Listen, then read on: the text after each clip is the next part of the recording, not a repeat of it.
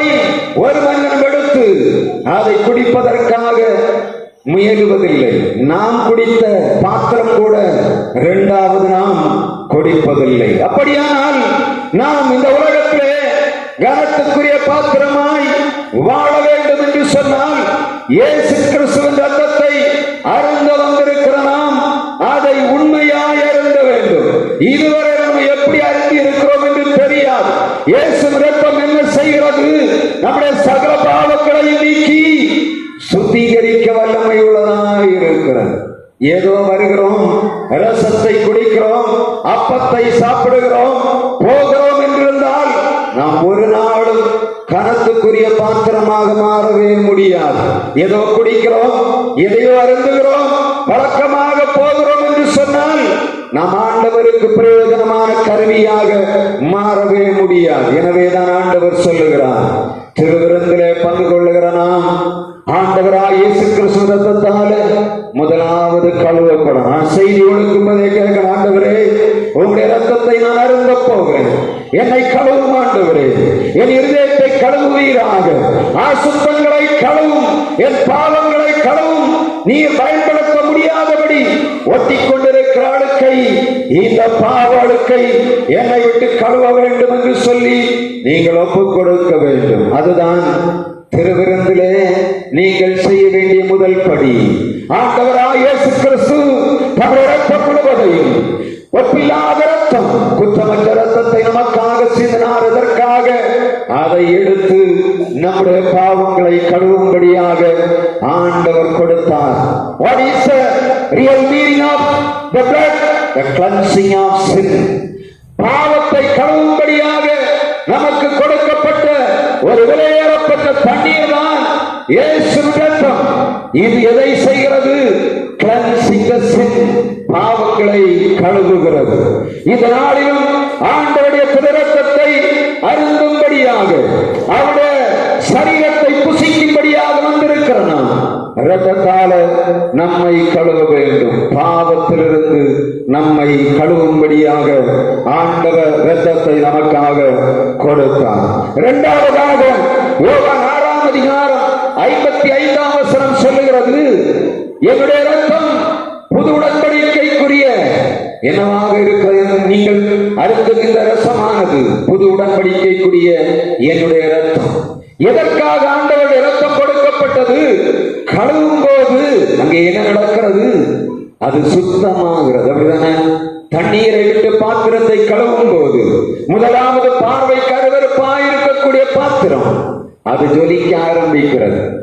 எவர் சில பாத்திரத்தை நீங்க பார்த்தீங்கன்னா தெரியும், அழுக்கா கிடக்கிற பாத்திரத்தை எடுத்து கழுவி சுத்தம் பண்ணும் போது பல பல வந்து மினுங்குகிறது. அதைத்தான் ஆண்டவருடைய இரத்தம் செய்கிறது. திருவிருந்திலே வந்திருக்கிறான் இயேசு இரத்தத்தால் நம்மை கழுவும் போது நம்முடைய பாவ இருதயமானது கழுவப்படுகிறது, அது சுத்தம் உள்ளதாக மாறுகிறது. கர்த்தருடைய வார்த்தை மிக தெளிவாக யாத்ராகமம் 12ஆம் அதிகாரம் 14ஆம் வசனம், 1 கொரிந்தியர் 11ஆம் அதிகாரம் 24, 25 வசனங்களிலே சொல்லுகிறது. யாத்ராகமம் 17ஆம் அதிகாரம் 12ஆம் அதிகாரம் 14ஆம் வசனத்திலே, அன்றைக்கு இஸ்ரவேல் ஜனங்கள் எகிப்தின் அடிமைத்தனத்தில் விடுதலையாகி பரிசுத்தவான்களாய் தேசத்தை விட்டு வெளியே வரும்படியாக பஸ்கா ஆட்டுக்குட்டியானது ஆடிக்கப்பட்டது. பழைய உடன்படிக்கையிலே ஆண்டவர் பஸ்கா உடன்படிக்கை மூலமாக பாவத்தை கழுவினார், விடுதலை உருவாக்கினார். லேவியராகமம் 1ஆம் அதிகாரம் முழுவதும் 1ஆம் அதிகாரம் 2ஆம் அதிகாரம் 3ஆம் அதிகாரத்திலே பலி செலுத்துகிற காரியங்களை ஆண்டவர் அங்கே சொல்லுகிறார்.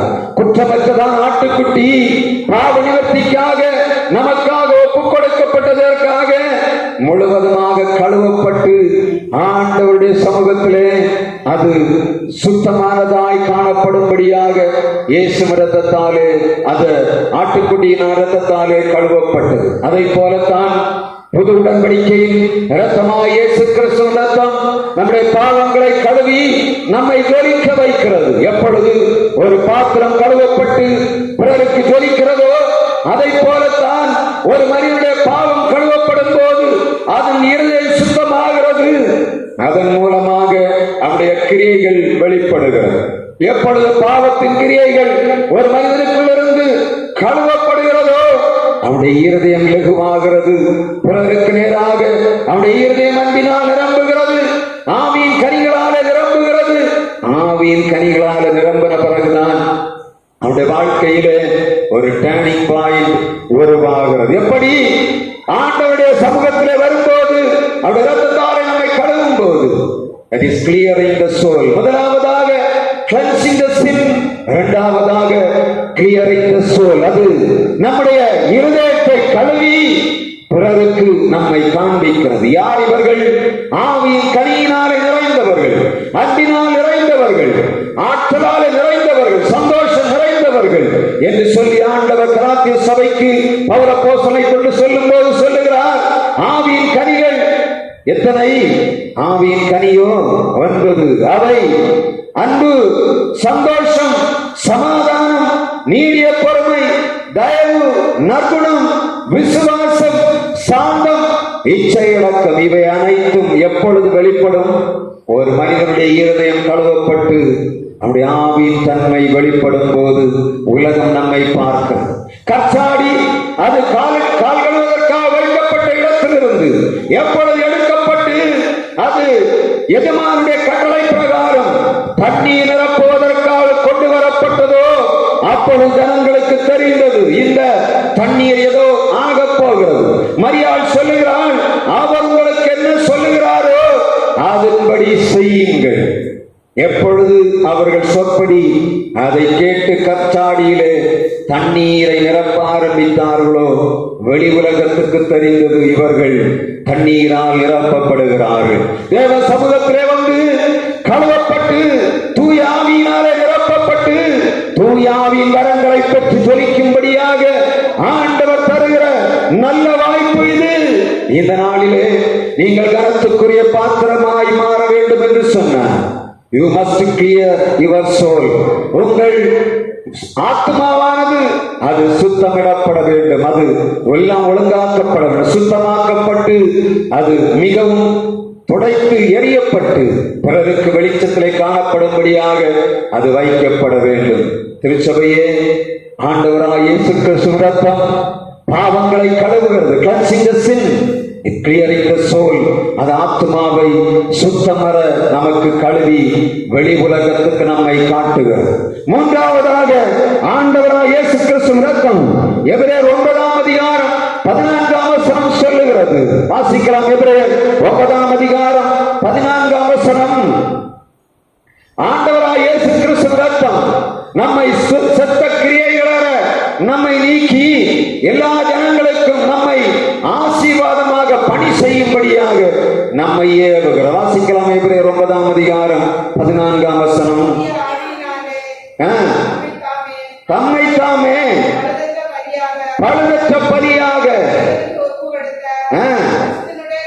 கிறிஸ்துவுடைய இரத்தம் ஜீவனுள்ள தேவனுக்கு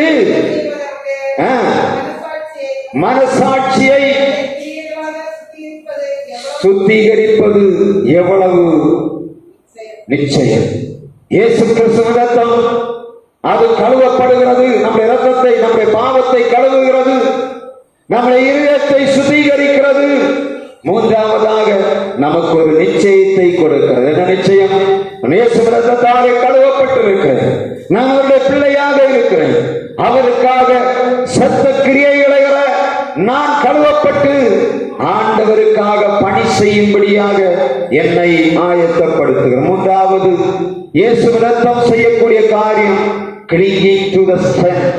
அது நம்மை பலத்துக்கு நேராக நம்மை இணைக்கிறது.